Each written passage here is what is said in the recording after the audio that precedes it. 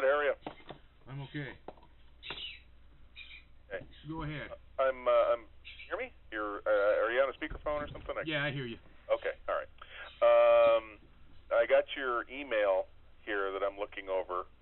Reference the officer that parked in a red zone at a Circle K. Okay.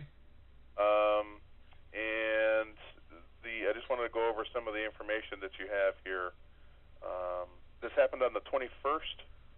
I believe so. I'd have to go over my notes again, but I believe so. It's yeah. Well, the email is dated on the 21st, so it looks like that's. And then what was the address where the Circle K is? I believe it is 10 Fort Lowell. 10. 10 Fort Lowell.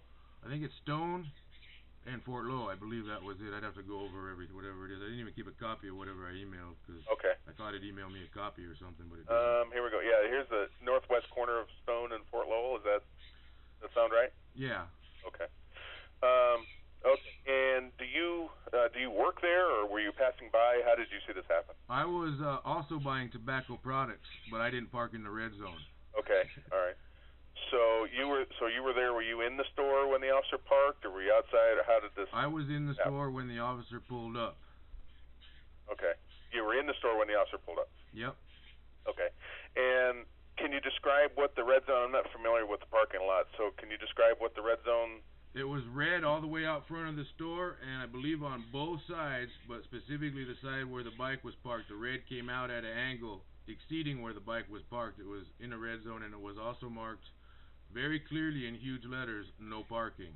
Okay. And I understand if he was going to a beer run or take a report, but just personal business doesn't fly, because if he does it once, he'll do it twice, and so on and so forth. Okay. Did you ask the officer about it at all? I didn't, because I figured that well, maybe I should have. The next time I see something like that, I probably will, but I didn't, because when I have in the past, and I just did the other day with the sheriff, tried to tell the sheriff a law, and are you law enforcement? Are you certified? Are you an attorney? And I told him, well, I've been accused of it, but no, I'm not. And so he didn't want to hear anything about the law from me, because I'm not a certified law enforcement. So I know it can go different cops, different departments, but when I see someone do something and that I could get a ticket for, then I got to call them on it and try to get a handle on it before it turns into other things they're doing that aren't within the guidelines. Was it a red curb? Was the sidewalk painted red?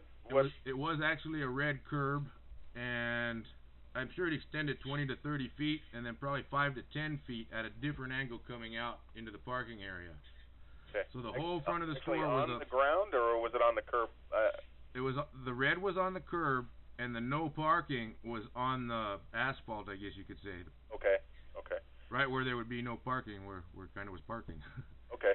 And then is this in front of the store or beside the store, or? It was in front of the store, and parking places were in fact available beside the store, which is what irritated me also.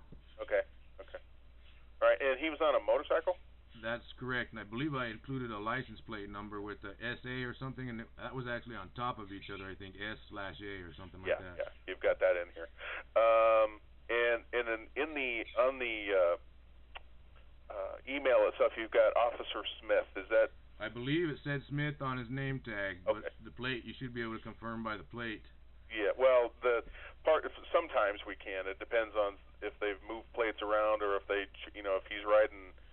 Not the bike that's assigned to him, or something like that. But I was just curious if that was the name tag is going to be a better indicator of that. So if that's where you saw that, or if that was just a blank that you felt you had to fill in. But okay, can you describe the officer? You remember what he looked like? I believe he was older than 30, possibly older than 40, and he was somewhere around 6 foot, give or take an inch or two or something. Okay. And let me see here. Birds. I got a couple birds here. They don't know when to be quiet. Let's see here. I might have wrote a description down somewhere. Let me take a quick look. I believe he had, before I say for sure, but I believe it was a blonde or a light colored hair. Okay. And short, obviously it wasn't long hair, no ponytails or nothing like that. And he was a thin officer. It wasn't like Well, he wasn't there for donuts or anything. He looked proportioned. He was tall, thin, blonde, I guess. You remember? Did you happen to notice if he had any facial hair? Did he have a mustache? Hmm. Let me think here just a second. Front of the store, walking in, standing while I was at the counter. I believe there was no facial hair. Okay. And do you remember what race he was, or what do you? What race? He wasn't a Hispanic guy, so I don't want to get caught in that new profiling law coming out. He looked like an American. Okay. All right. Was he black? No, he was white. Okay. All right. I can't remember seeing a beard, and I don't recall a mustache. So yeah, there probably wasn't a beard. We're not authorized to have beards. And did you recognize a police uniform? Yes, I did. He was fully uniformed. Okay. And did you happen to have any conversation with the clerk or anything like that about where he parked or how you felt about it? No, I didn't. Okay. But I did see another customer walk out and look at him to look at the bike actually, like, what the heck? And then he just kept going. He didn't say anything to the officer either. Okay. Did you have a conversation with that other customer, or did you just notice the way he was looking? No, I just noticed that. Okay. All right. And so I'm looking here at zip code is 56. Yep. That's a house? That's a mobile home. I'm sorry? It's a mobile home, but it's on a regular residential street. It's not a trailer park, if that's what you're trying to get to. Well, do you have is there a number, apartment number, or a house? Oh, no, it's not. All right. But it's a mobile home. And I think what we'll do is I'll find out who his supervisor is, and then we'll send this out to the officer supervisor to let him know that, he's working in red zones. I did review some of the policy on your website, and it referenced that the officers are supposed to have working knowledge of traffic laws. Mm-hmm. So either he has working knowledge or he totally disregarded the traffic law in my eyes.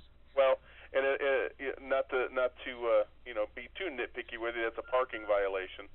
And officers are allowed to park in certain areas and drive certain ways different than most people, depending on the circumstances. In the official. But that's like I said, that he's going to be it's going to be talked to by his supervisor, and the supervisor's going to be made aware that there was a citizen out there that's concerned about how this officer is conducting business. There was two of us actually.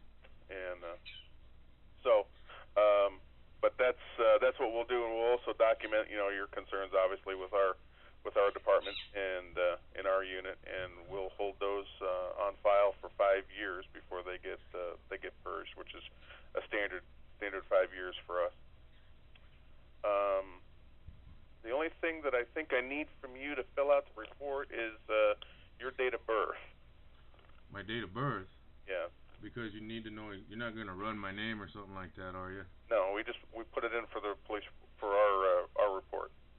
Okay. I always wanted to know, so I guess now's my chance. Is it mandatory or voluntary that I disclose my date of birth? And if mandatory, under what statutory code or ordinance will you make such a demand? You're making the complaint, sir. I'm merely trying to fill out a report that so that we know when you make a complaint. I mean, that's all it is. So that you know. If you don't want to give us your date of birth. Well, I don't think it's really relevant to the complaint. The complaint's the complaint, and when I was born doesn't change the complaint. No, but it is part of the form that we fill out. So. Well, if you say it's mandatory, I'll give it to you. Well, it's not mandatory. Well, then I'd choose not to volunteer if that's okay. It's up to you. And this obviously is the home number that I've called you on. Yes, and it'll bounce to my office if I'm not available.